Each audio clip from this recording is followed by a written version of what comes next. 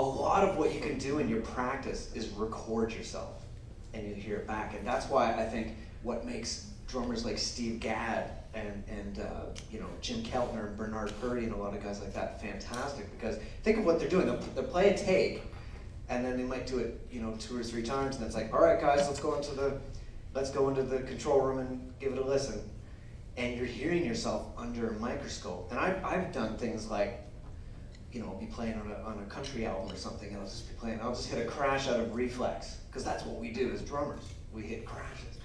And I'll hear it back, and it's like, why did, it totally clashed with the vocals or something. Like, why did I do that?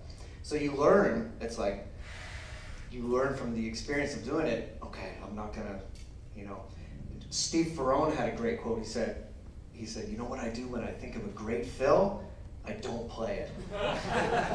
Isn't that great? So as drummers, you might be, and in my head, I might think of that, but especially in the studio, because people are going to listen to that back, some recordings are timeless and they get listened to over and over and over again, but I might get an inspiration of an idea, and I might just stick to the groove.